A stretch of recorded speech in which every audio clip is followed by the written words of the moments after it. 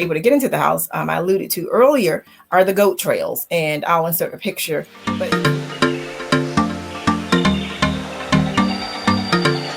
it's that very narrow pathway because, the hoard has, come out. And so all you're left with is, a pathway to get a labyrinth, if you would, to get to the bathroom or to the bedroom or down the stairs or, and it's elaborate. It's again, time consuming and expending a lot of energy. I mean, I have a difficulty just walking down a flight of uncluttered stairs, trying to make sure that you don't fall and, kill yourself. So yeah, you'll see maybe goat trails or limited pathways. You'll see the blocked doors on the inside, the windows on the hallways.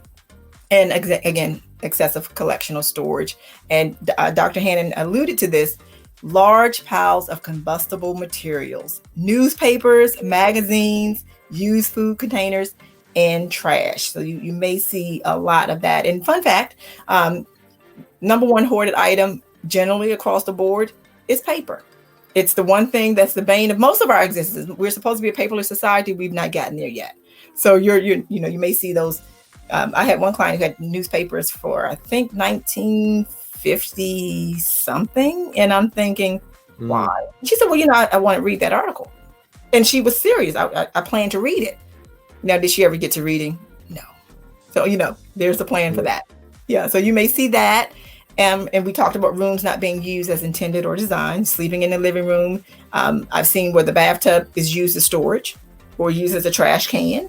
So you're not bathing there. And, I've had clients who've gone to the local gas station to bathe or, found a way to walk. I even had one who said she would just go to the hotel every day. And I kept saying, they didn't think there was something wrong that you were there every day to use the shower in the hotel. It's amazing. Some of the things, that I'm sure we could talk about. And again, then there are our non-friends, the Rodins and the Rochers.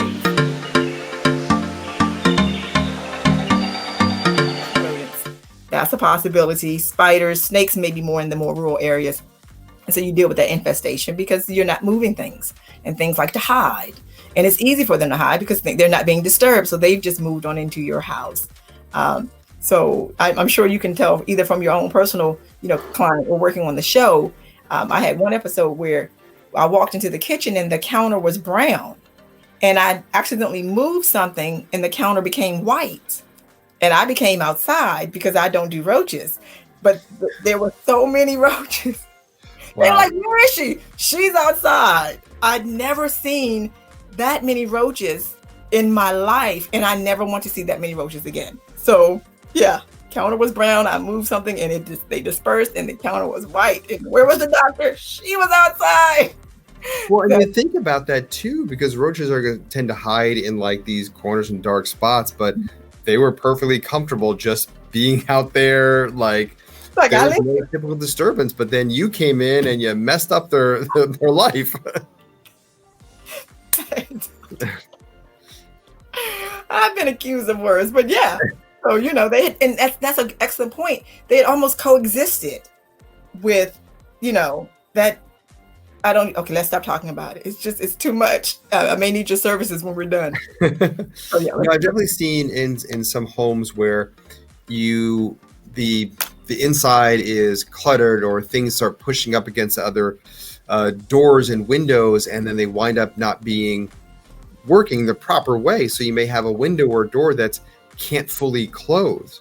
Right. And then you have other animals that are going to get in. And, families telling me about like they found a possum or a raccoon in their home, and that's really dangerous on so many different levels there. You don't know how that could harm you as a person, what those animals bring in, if your animals are going to get hurt, like attacked, rabies. So like exactly. It is one of those things that can be really concerning when that type of thing happens. That's an excellent point. Bringing in disease, and again, just the fright of waking up and there's a raccoon. Again, where's the doctor? She's outside. So yeah, it's amazing some of the things that our clients have to endure, and those people who are suffering or dealing with hoarding disorder have to endure. So we talked about some unsanitary conditions, and again, we're being very clear. This is not every hoarded home. These are just some signs. And then there's the spoiled food. because if you can't get to the refrigerator, you'll just go buy a mini refrigerator, or you'll you'll get microwave meals. Or one of my favorites is you just start to eat out, and then you're in and it's a snowball of it. You start to eat out, and then your finances are affected because you're eating out is more expensive, and then you gain weight because eating out, you can't control what's in it. And it's Right. so far-reaching, where it started with I can't get to my refrigerator, and then it snowballed into my finances are affected and my health is affected. So like Dr. Hannan mentioned before, with other disorders they may be dealing with, the hoard also affects their lives in many, many different ways. So that's something, again, to keep in mind. And we talked about the broken appliances and the lack of utilities. Thank you again for taking the time to stop by my channel. And before you leave, give this video a thumbs up, leave a comment, subscribe, and turn on the bell notification. Do me one other favor, tell at least 5 people you know about my channel. I would greatly appreciate it.